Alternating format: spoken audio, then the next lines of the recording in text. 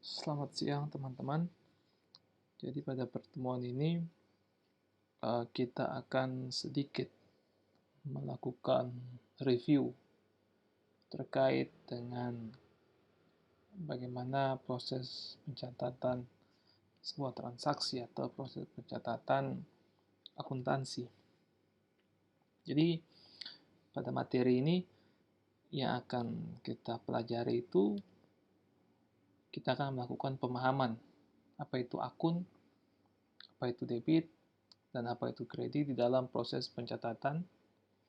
Kemudian ada memahami proses penjurnalan dan memahami peran dari buku besar dan memposting di dalam sebuah proses pencatatan. Jadi pada slide yang berikut ini kita akan berbicara mengenai akun, debit, dan kredit. Jadi akun. Jadi apa itu akun? Akun ialah sebuah pencatatan atas sesuatu yang menyebabkan naik atau turunnya aset, utang, atau modal pemilik. Jadi akun ini bisa dibilang sesuatu yang menjelaskan penyebab naik turunnya sebuah komponen aset, ataukah komponen utang, ataukah modal pemilik. Jadi akun itu contohnya misalnya akun biaya sewa, terus ada juga akun biaya iklan, atau juga akun misalnya utang dagang, atau akun piutang, atau akun pengambilan pribadi. Dalam hal ini biasa dibilang itu prive. Jadi itulah beberapa contoh dari akun yang saya rasa teman-teman juga cukup familiar dengan jenis-jenis akun maupun istilah dari akun sendiri. Kemudian ada juga debit. Jadi yang menjadi komponen atau yang memiliki saldo normal debit itu ialah ada harta yang terdiri dari salah satunya ya kas, ada piutang, terus kemudian ada juga inventory, kemudian ada juga akun beban. Di sini bisa beban sewa, kemudian bisa beban gaji, dan juga ada pengambilan pribadi atau prive di sini. Kemudian yang menjadi akun saldo normal dari akun kredit itu diantaranya ada akun utang. Ini bisa utang dagang, utang usaha, terus ada juga modal, dan juga ini pendapatan, baik itu pendapatan yang diterima di muka atau pendapatan yang diterima pada saat transaksi atau kejadian tersebut terjadi. Misalnya kalau kita lihat misalnya ada transaksi pembayaran gaji. Nah, dari transaksi pembayaran gaji ini kita melihat bahwa yang akun bisa dibilang pembayaran gaji ini akan dikategorikan sebagai beban gaji, dan juga ada juga akun kas ketika pembayaran dilakukan secara tunai atau kredit pada saat terjadinya transaksi tersebut. Nah, sehingga pada akun beban gaji ini akan berpengaruh pada debit, yang mana kita ketahui bahwa saldo normal dari beban gaji ini ialah debit. Kemudian ada juga misalnya pembelian kertas, yang mana ini dia akan berpengaruh terhadap akun perlengkapan atau dikategorikan di dalam akun perlengkapan, yang mana ketika terjadi penambahan perlengkapan ini akan mempengaruhi sisi debit. Terus ada juga misalnya kita melakukan penjualan secara cash, yang mana kejadian atau transaksi ini akan berpengaruh kepada akun pendapatan. Kemudian dari akun ini akan memberikan pengaruh pada saldo kredit, karena kita ketahui bahwa saldo normal dari akun pendapatan ialah kredit atau berada di sisi kredit. Kemudian berikutnya ini kita sedikit mengulas apa itu penjurnalan. Jadi secara praktis itu terdapat 3 cara dalam proses pencatatan. Yang pertama itu kita melakukan analisis transaksi dan efek di dalam akun. Seperti contoh sebelumnya, pada slide sebelumnya itu misalnya terjadi pembayaran gaji.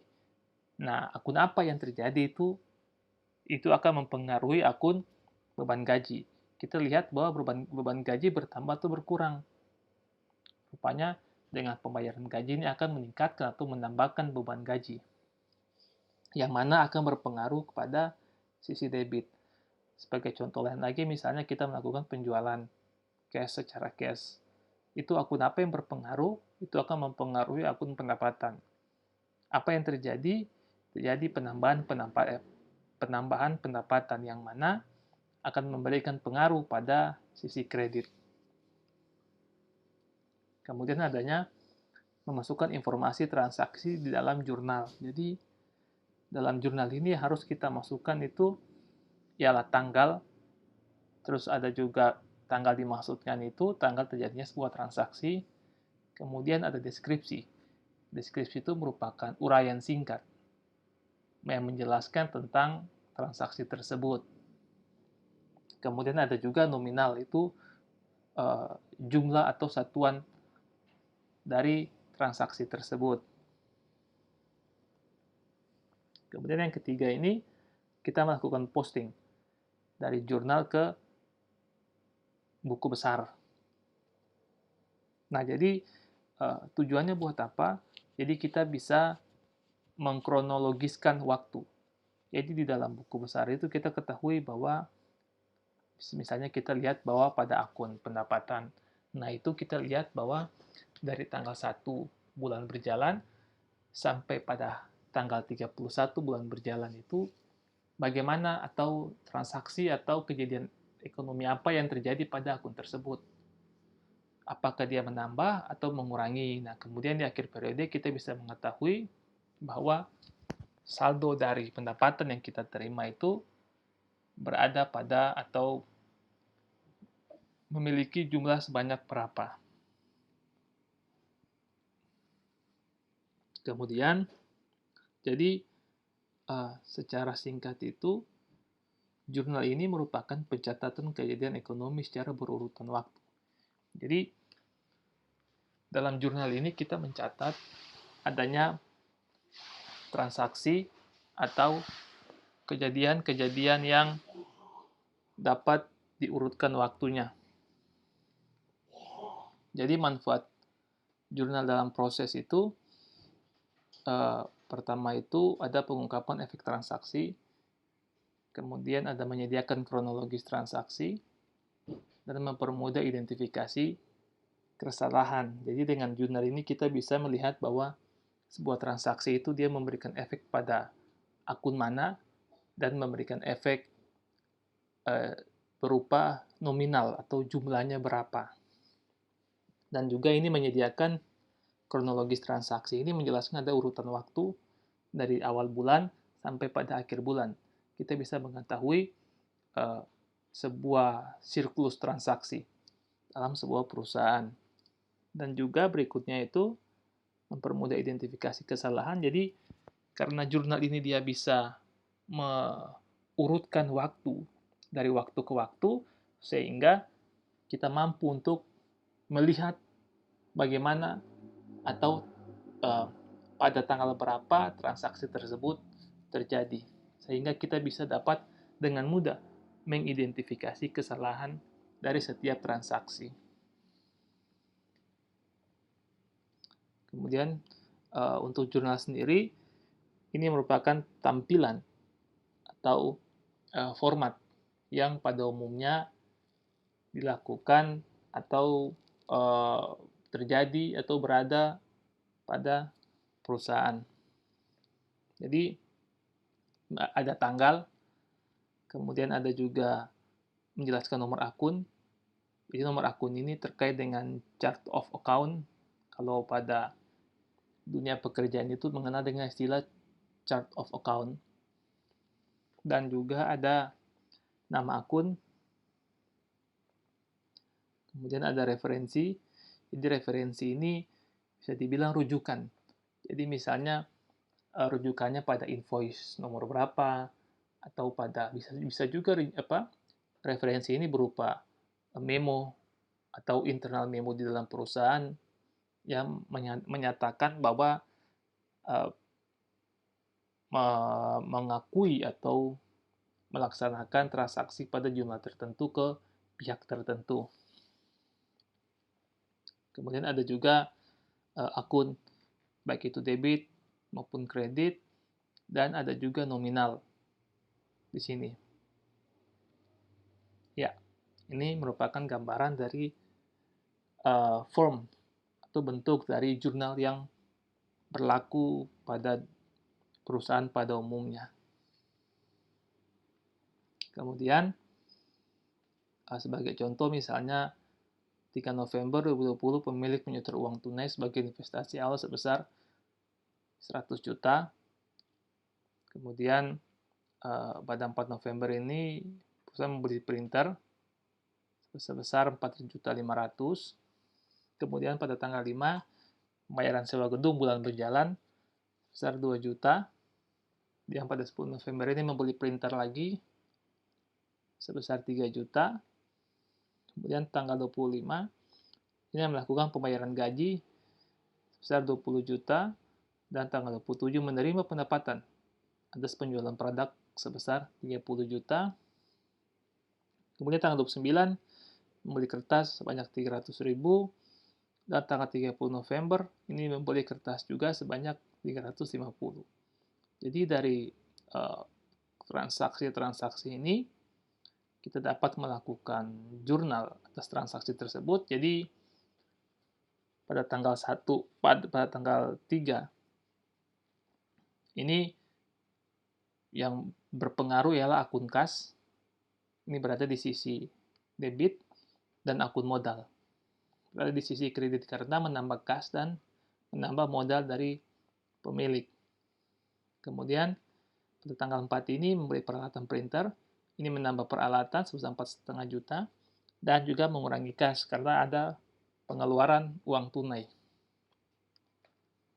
Kemudian pada tanggal 5 ini melakukan bayar sewa, ini menambah beban sewa sebesar 2 juta dan terjadinya pengurangan kas sebesar 2 juta yang berada di sisi kredit.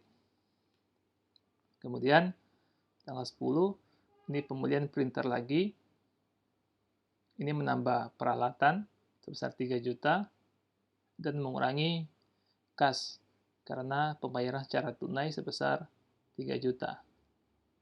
Dan tanggal 25 ini membayar gaji, akan menambah beban gaji sebesar 20 juta dan mengurangi kas sebesar 20 juta. Kemudian tanggal 27 ini menerima kas akibat dari menjual produk sebesar 30 juta yang mana kas bertambah, dan mengakui pendapatan sebesar 30 juta yang mana terjadi kenaikan atas pendapatan usaha. Dan tanggal 29 membeli perlengkapan kertas sebesar 300.000 yang mana akan mengurangi kas sebesar 300.000. Dan pada tanggal 30 ini membeli lagi kertas yang mana berpengaruh pada perlengkapan sebesar 350.000 dan akan mengurangi kas sebesar 350.000. Jadi setelah melakukan jurnal atas kejadian ekonomi, maka tahap selanjutnya ialah melakukan posting ke buku besar. Jadi buku besar itu dia memuat informasi perubahan saldo dari setiap akun berdasarkan dari kejadian ekonomi. Jadi pada tanggal 1 sampai pada akhir bulan itu akun tertentu itu mengalami transaksi apa saja dan bagaimana pengaruhnya terhadap sisi debit ataukah sisi kredit, ataukah menambah atau mengurangi akun tersebut. Jadi Buku besar biasanya seperti tampilan ini, ada nama akun, ada nomor akun, terus ada juga tanggal, deskripsi, referensi, ada debit, ada kredit, dan ada balance. Balance ini merupakan bisa dibilang saldo akhir. Apakah dia plus, yang mana bisa dikredit atau bisa didebit, ataukah dia minus, yang mana bisa dikredit maupun bisa didebit. Jadi balance ini mempermudah perhitungan. Jadi pada setiap tanggal itu kita bisa mengetahui, atau pada setiap bulan itu kita bisa mengetahui berapa saldo akhir dari sebuah akun.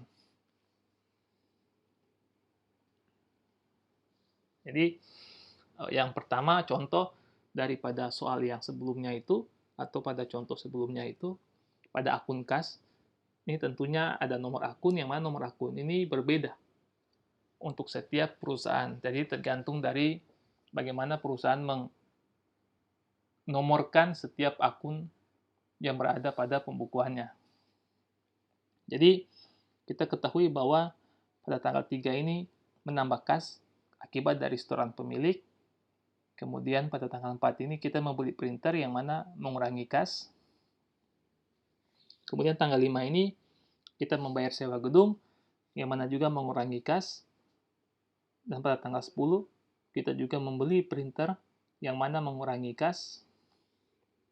Kemudian pada tanggal 25 kita membayar gaji karyawan yang mana akan mengurangi kas. Dan pada tanggal 27 kita menerima kas akibat dari penjualan, sehingga menambahkan kas. Yang pada tanggal 29 ini kita kembali membeli kertas yang mana akan mengurangi kas.